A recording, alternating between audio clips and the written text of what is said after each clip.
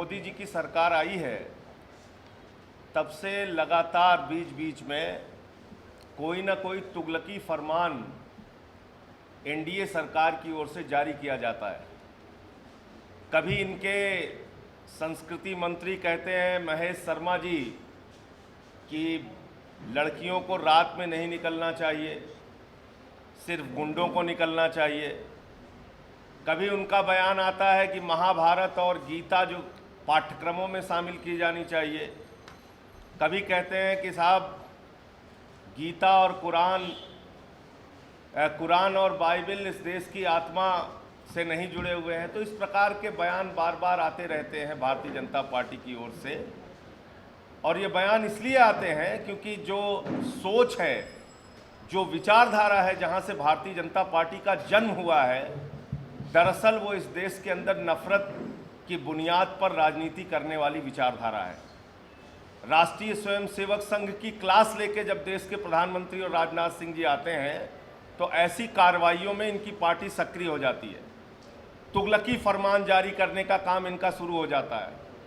अभी एक encryption policy आई है, उसका ड्राफ्ट आया है जिस पे आज रविशंकर प्रसाद जी ने पत्रकार वार्ता करके अपना स्पष्टीकरण दिया है।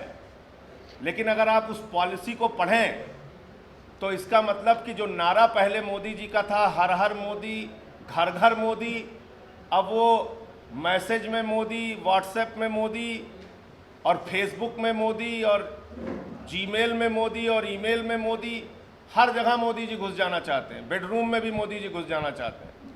ये पूरी सरकार किस आधार पे फैसले लेती है और इनका मानसिक संतुलन वास्तव में काम कर रहा है या पूरी तरह से बिगड़ गया है, समझ में नहीं आता। व्हाट्सएप का 90 दिन का रिकॉर्ड कोई भी आदमी रखे, फेसबुक का 90 दिन का रिकॉर्ड रखे, मैसेज का 90 दिन का रिकॉर्ड रखे, मेल का 90 दिन का रिकॉर्ड अपने पास रखे, इस प्रकार का एक ड्राफ्ट बनाती है सरकार। सरकार में बैठे हुए लोगों से आम आदमी पार्टी पूछना चाहती है, क्या आप इस देश के अंदर जो धारा 19 के तहत लोगों को अभिव्यक्ति की स्वतंत्रता मिली है, उस स्वतंत्रता को खत्म करके तानाशाही का राज लाना चाहते हैं, हिटलर शाही का राज लाना चाहते हैं? आप हर आदमी की जिंदगी को अपने डंडे से चलाना चाहते हैं? तो आज इसी बात पर विरोध दर्ज करने के लिए हम लोग यहाँ पर आपसे बात करने आए थे।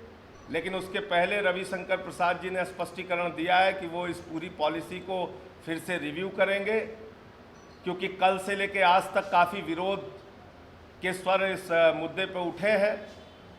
अब देखिए नई पॉलिसी में क्या आता है, वो तो उसके बाद ही पता चलेगा। लेकिन इससे इस सरकार की मानसिकता का पता चलता है।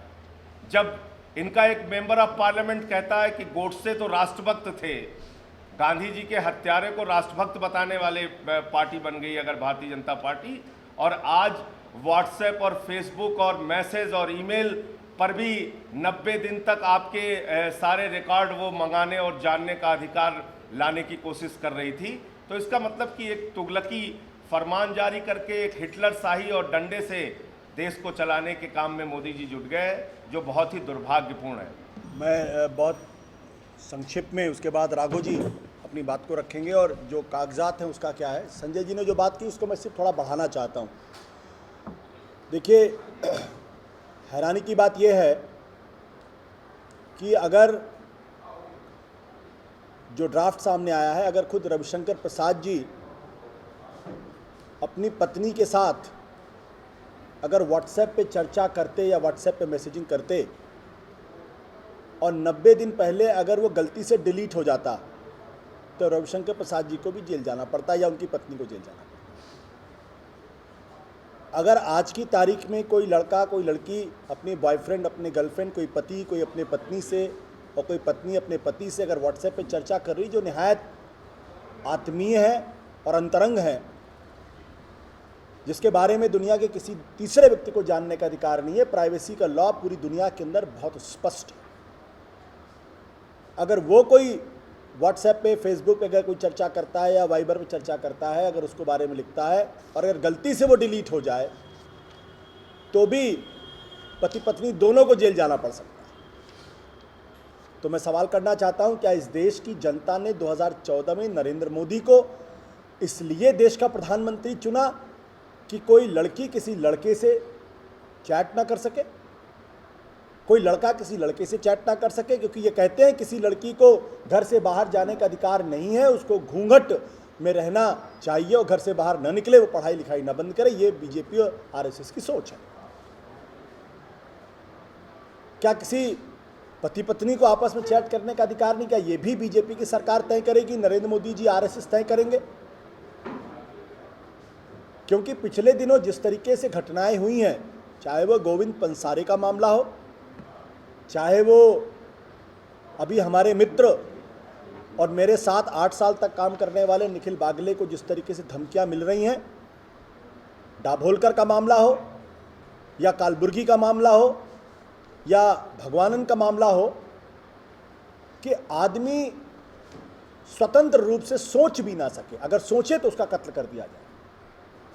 ये जो संस्कृति आरएसएस बीजेपी नरेंद्र मोदी के माध्यम से इस देश पर लादना चाहती है, आम आदमी पार्टी उसकी जमकर मुखालफत करती है, उसका विरोध करती है।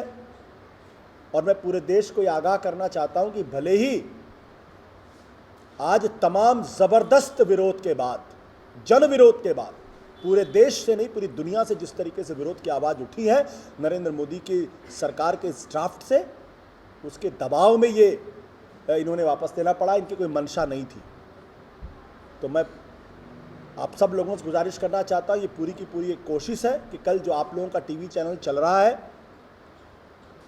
वो स्वतंत्र रूप से न चल पाए, क्योंकि अब टीवी चैनल्स को बाकायदा आईएनबी मिनिस्ट्री की तरफ से नोटिसेस जाती हैं। गुजरात के एक टीवी चैनल को बाकायदा इसलिए नोटिस जारी करके कहा गया तुम्हारा लाइसेंस क्यों ना कैंसिल कर दिया जाए, क्योंकि तुमने नरेंद्र मोदी की जो आलोचना की है, तो ये बहुत गहरी साजिश का हिस्सा है। इसलिए मैं आप सब लोगों को आगाह करना चाहता हूं, कहना चाहता हूं, हम सब लोगों को अलर्ट होने की ज़रूरत है। भाई राघव जी इसके कुछ पहलू को उन्होंने चूंकि पूरी तरीके से अध्ययन किया, उसका वर्णन करेंगे, और हमारे जो साथी अंग्रेज़ी में इस बात को समझना चाहे उसके लिए भी ये अपनी बात कहेंगे। देखिए, पहले तो संजय जी, आशुतोष जी ने अपनी बात रखी, मैं उन्हीं की बात को थोड़ा सा और आगे बढ़ाऊंगा। This policy is not a policy, और this draft policy is not a policy for encrypting और decrypting, this is a policy for snooping. ये पॉलिसी ये प्री सपोज करती है, ये मान लेती है कि देश के 125 करोड़ लोग संभावित अपराधी हैं। This policy presupposes that 125 crore people of India are potential criminals. This policy violates Article 21 of the Indian Constitution and clearly reflects the fascist mindset of this government. It also clearly explains, rather reflects, the inclination of this government to convert this state into a totalitarian state. All of us know that a few weeks back the central government in the Honorable Supreme Court said that violation of privacy does not mean anything because privacy is not a guaranteed right. तो ये हम सबको पता है कि ये सरकार personal freedom, individual rights, privacy, इसको तो कुछ मानती ही नहीं है। उसके चलते एक ड्रकोनियन पॉलिसी लाई गई है। इस पॉलिसी के कुछ अंश मैं आपके सामने रखना चाहूँगा। When this policy, if you read this policy from the start, there is a paragraph on the mission of this policy which says to provide confidentiality of information in cyberspace for individuals, protection of sensitive and proprietary information of individuals, businesses, and ensuring continuing reliability and integrity of nationally critical information systems and networks. तो ये पहले तो ये बताती है कि हम information को सिक्योर करने के लिए इस प्रकार की पॉलिसी ला रहे हैं। जब आप इस पॉलिसी को आगे पढ़ते हैं, दूसरे पेज पर आते हैं, तो लिखा जाता है on demand the user shall be able to produce the same plain text and encrypted text pairs using the software and hardware used to produce the encrypted text from the given plain text.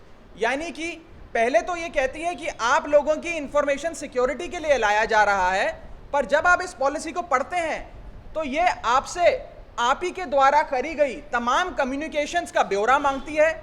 90 दिन तक आपकी encrypted software से use करी गई या mass communication software पे करी गई वार्ताएं वो सब मांगती है, और एक प्रकार से इस देश में चल रही कम्युनिकेशन और इंफॉर्मेशन फ्लो को कंट्रोल करने की पूरी कोशिश करती है। ये केवल आज हर भारतीय नागरिक की कम्युनिकेशन और पर्सनल लिबर्टीज पे अटैक नहीं है, परंतु इस देश के प्राइवेट एंटरप्राइज, बिजनेसेस, स्टार्टअप्स, उनके ऊपर भी बहुत बड़ा अटैक है। नरेंद्र मोदी जी यूएस जा रहे हैं, सुनने में आ रहा है सिलिकॉन वैली जाएंगे, वहां बड़ी बड़ी कंपनियों से मिलेंगे, स्टार्टअप से मिलेंगे, परंतु यदि आप ये पॉलिसी पढ़ें तो भारत के स्टार्टअप्स या भारत में काम कर रहे स्टार्टअप्स या भारत से जुड़े हुए स्टार्टअप्स एक तरीके से ग्लोबल प्लेटफॉर्म पर फेल हो जाते हैं, जिस प्रकार की पॉलिसी ये उन स्टार्टअप्स पे लागू करने का प्रयास करा जा रहा है। मैं आपको कुछ अंश और पढ़ के सुना देता हूं स्टार्टअप्स के लिए और बिजनेसेस के लिए। ये पॉलिसी कहती है, एनक्रिप्शन प्रोडक्ट्स में be exported but with prior intimation to the designated agency of government of India. Users in India are allowed to use only the products registered in India. उसके बाद कहती है, all vendors of encryption products shall register their products with the designated agency in India.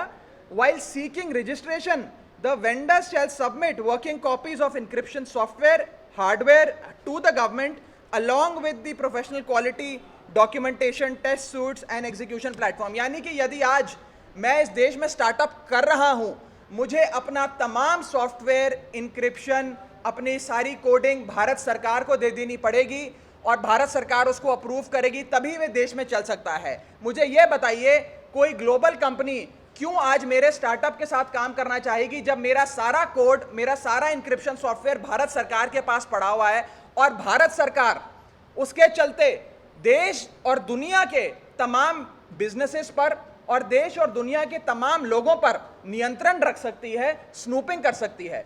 तो जैसा कि मैंने शुरुआत में कहा, this is not an encrypting decrypting policy, this is a snooping policy, and it is high time that this government gives up its fascination for snooping. हमें पता है कि सरकार से कुछ लोग ऐसे जुड़े हैं जो अपने पुराने कार्यकाल में स्नूपिंग करते रहे हैं या उनका झुकाव स्नूपिंग की तरफ रहा है, परंतु पूरे 125 करोड़ की आबादी वाले देश के हर व्यक्ति को संभावित अपराधी मानना और उनके ऊपर स्नूपिंग करना, ये संविधान के खिलाफ है, पर्सनल लिबर्टीज के खिलाफ है, इंडिविजुअल फ्रीडम के खिलाफ है। और आम आदमी पार्टी भारत की जनता के बिहाफ पर इस पॉलिसी का कठोर विरोध करती है।